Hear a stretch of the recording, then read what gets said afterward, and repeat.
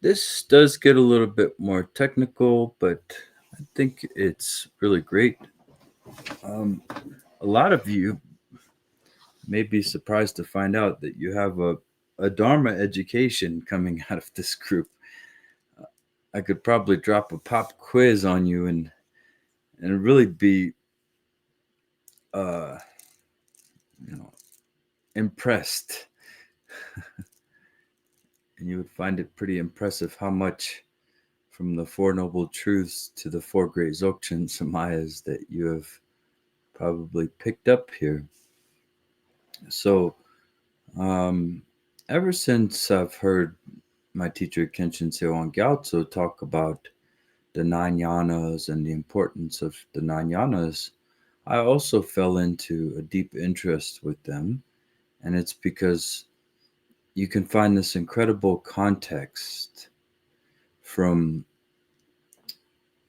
uh, vow based monastic practices to meditations, mantras, and visualizations to wind and physical posture yogas of the Anu Yoga to effortless practices you find in Dzogchen. You find many, many approaches within the nine yanas. And this, like I always say, is an ancient curriculum. Given the ascetic practices and everything, uh, and the practices dealing like Kriya Yoga, dealing with conduct and all these rituals, and well, a lot of it, the whole thing, the whole curriculum, quite possibly was just sitting as a curriculum in the viharas, like Nalanda. Nalanda was around for a very long time, and you could think of it like the university curriculums. If you were to go study biology, you would have a certain amount of years of study. And so, just like that, you have the nine yanas, except it's non-linear, and you could probably jump around or teach multiple yanas at once.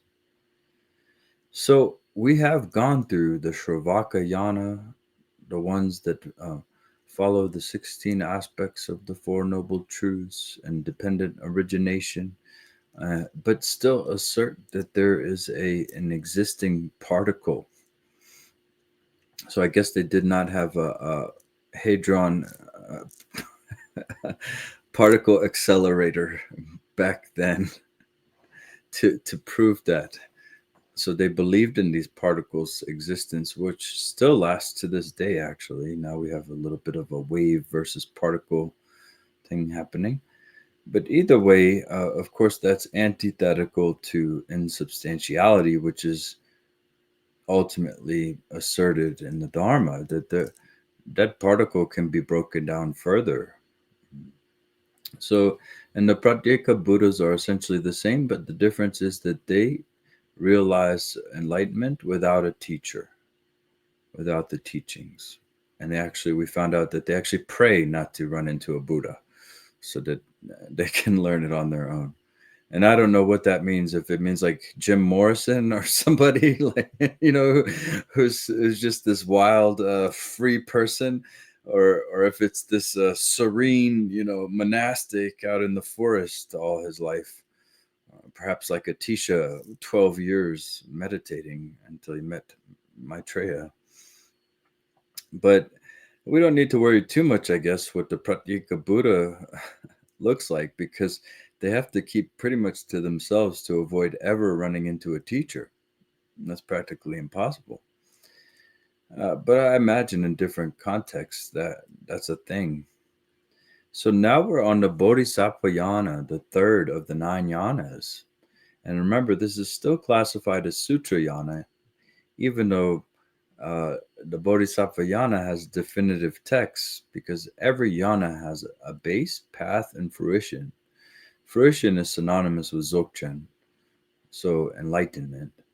But for example, the Prajaparamita emptiness sutras are introduced, and Longchenpa, Dailong, many people consider those absolute truth. Heart Sutra is absolute truth. And you can find many sutras like that would be considered definitive. Okay. So, of course, the Bodhisattva yana would, since this is a brief summary by Thubten Nyima Rinpoche, who's still with us, born in 1943. This is translated by Adam Pearcey, by the way.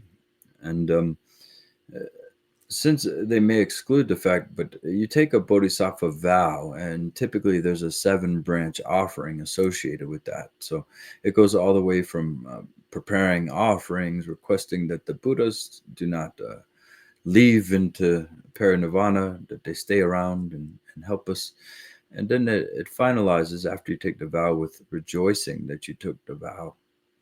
And I just want to preface a little bit that I'm going to continue to plug Dzogchen in here. So provisionally speaking, you take a vow to rescue all beings, but all beings have always been free. There's just a slight distortion of displacement happening that makes the appearance of bondage or the appearance of stress and suffering, birth and death. But that's just dreamlike. For the Dzogchen yogi, this is illusory, and that begins to be proven through the Trekchok Togyal practices.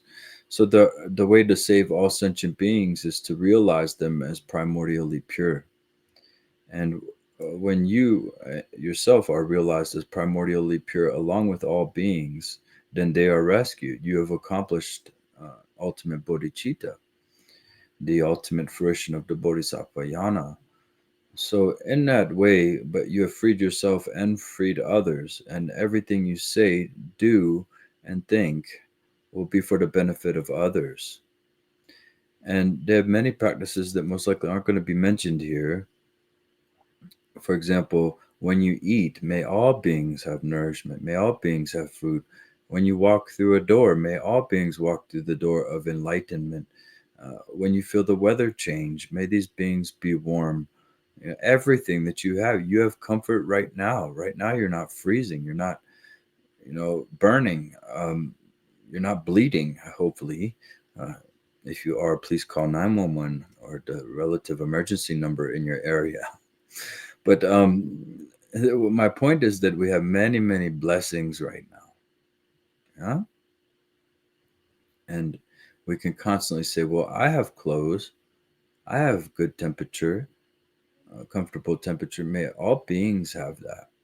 And so this is a kind of aspirational bodhicitta. All right. So that's just my little personal roundup summary of the Bodhisattva yana. Let's see what Thubten Nyima says. The Bodhisattva vehicle. The Bodhisattva vehicle is the part of the Mahayana that belongs to the vehicle of characteristics. It is called the vehicle of Bodhisattvas because once it has been entered, it has the power to lead someone to great enlightenment because its domain of experience is vast in terms of its extensive skillful methods and its profound wisdom, because it brings about benefit and happiness in the higher realms in the short term and ultimately at the stage of definitive good, and because it carries one to greater and greater qualities as one progresses along the paths and stages. It is called a vehicle of characteristics because it has all the characteristics of a path, that is, a direct cause for bringing about the ultimate fruition, the level of Buddhahood. Yeah, and I was just mentioning some of those skillful means. They really incline your mind. Yes, that was a long sentence. But these practices really incline your mind into altruism, into non-duality, so to speak, into what they call emptiness. They sneak compassion in there to introduce you to be free of the conditioned self. The more compassionate you are, the less you're going to be self-absorbed. They had a practice, my teacher would invite people to make have a jar, and then put in something like a marble or something every time you think about yourself, and then have another one for every time you think about other people. and everybody's jars were filled up. We think a lot about ourselves, and we get into existential self-absorption. We get into goal-oriented self-absorption, all kinds of stuff. But what's it like if I'm always wishing other beings to be happy? What's it like if I always have their freedom in mind, so to speak, and I don't go into the self-absorption? These methods sort of bring you there, and then ultimately to non-dual abiding because of that altruism. Okay, I could go on and on about compassion. The Bodhisattva yana is also introducing Tuji, which is the Nirmanakaya aspect in Dzogchen. Your mind, she has three aspects. It has the ground. The ground has three aspects. It has the essence, the nature, and the energy.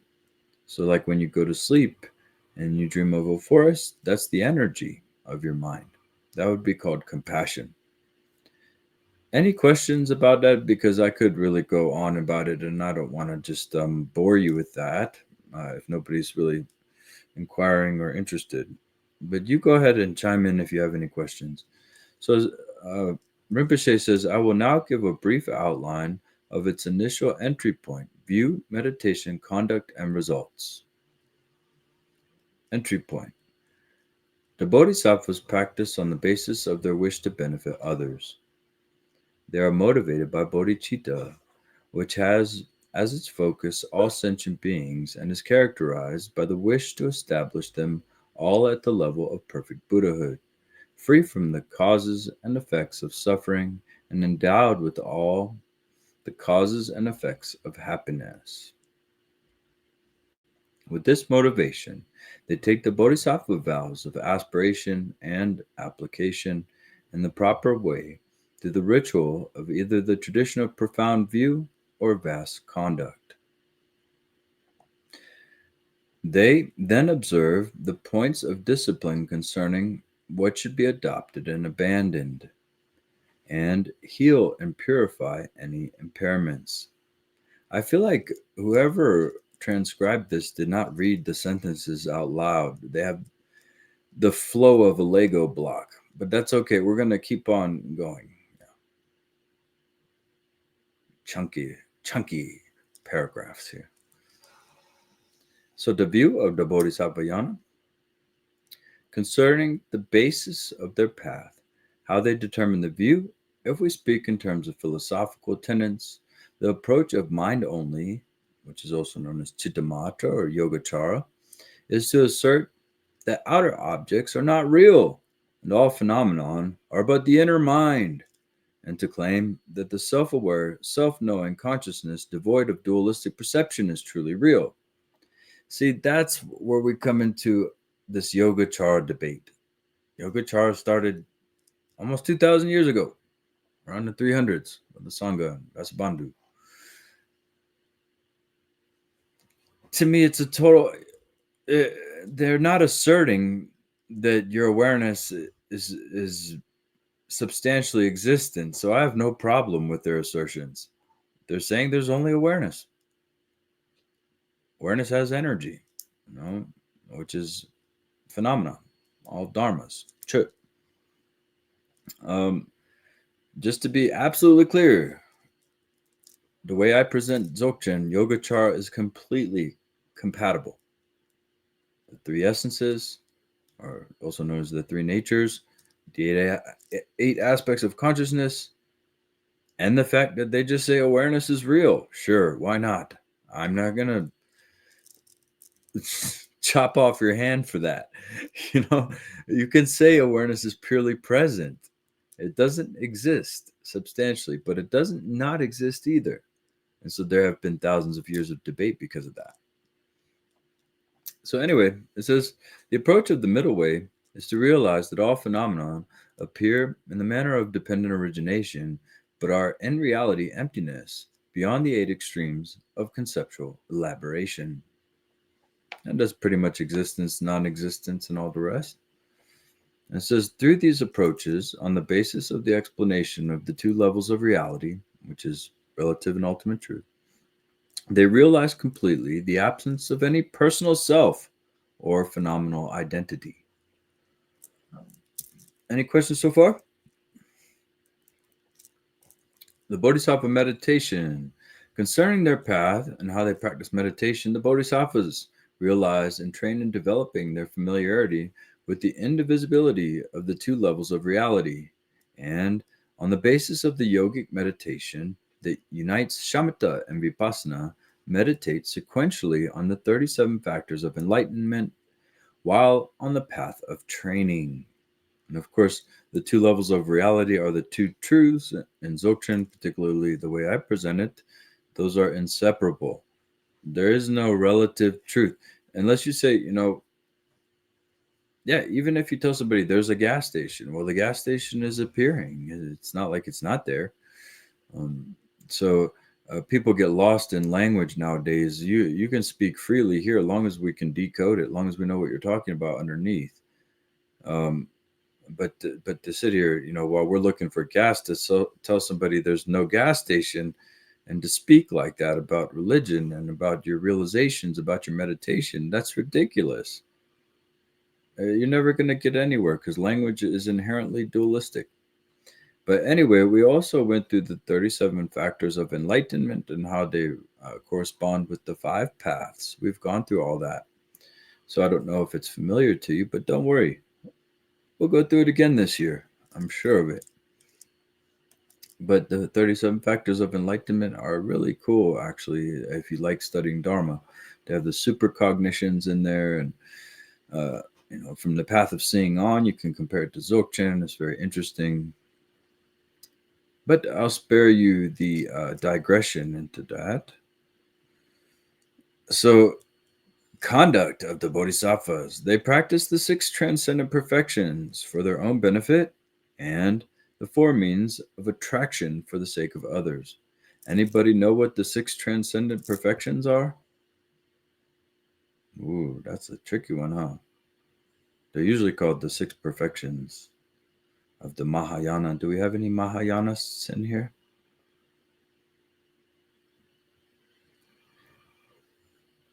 Generosity, discipline, patience, diligence, meditative concentration, and wisdom. Okay, let's move to the results before we run out of time here. They attain the level of Buddhahood, which is the ultimate attainment in terms of both abandonment, which is renunciation, and realization, since it means abandoning all that has to be eliminated. The 2 obscurations, including habitual traces and realizing everything that must be realized. And, oh my goodness, this sentence is another long one. I'm going to break it up a little bit for those who are paying attention to the details. The 2 obscurations, anybody know what those are? See, I'll decode this a little bit for some of you guys. It is encoded and enumerations. It speaks in a kind of twilight language. The 2 obscurations are cognitive and emotional. So it means abandoning all of those. All those are eliminated, including habitual karmic traces, and realizing everything that must be realized, included within the knowledge of all that there is, and the knowledge of its nature. No, the knowledge of it or the recognition of its nature will do. That equates to everything there is. So it says they accomplish the 2 types of Dharmakaya for their own benefit and the 2 types of Rupakaya for the benefit of others. They're the 2 types of Dharmakaya. Not sure. So it says the 3 inner vehicles of Vedic-like asceticism will be next. It looks like we made it through the Bodhisattva yana today. Thank you, everybody, for exploring that. And I know it may be a little bit of technical or a little bit of a lot of information. But in the long run, it really tends to benefit people. So go ahead there, Pema. Yeah. That's the garland of views, right? This came from you mean the 9 yanas? The 9 yanas. is what Padmasambhava talks about in the Garland of Views. Yeah. Yeah, they're presented in different places. This one comes from Nyingma Rinpoche. A Nyingma Rinpoche named Nyima Rinpoche. And I don't know where he sourced that from, but we could find out. Yeah, to me, it's wonderful. And reading different presentations of the nine yanas can be nice. Tracing their history can be really, really cool because the same practices, the same tantras, the root scriptures can be traced even further back into Vedic practices. And I mean, who knows?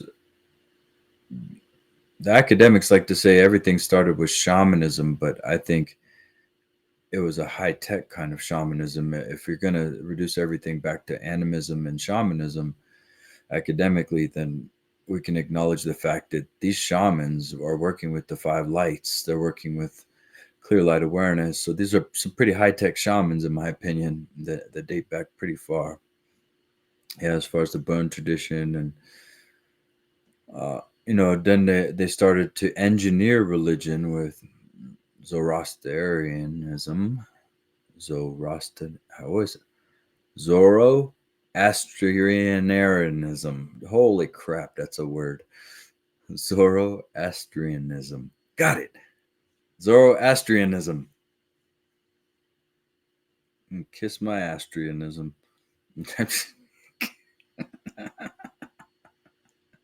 Finally got it, dang it. But anyway, they helped shape the whole light versus dark dichotomy and the movement away from shamanism into a systematized, animism is actually around everywhere. People who believe in gods, polytheism, are animists. They believe that the moon is a god, so it's alive. That's animism. If you believe that God created stuff, then you're also following a kind of animism, actually.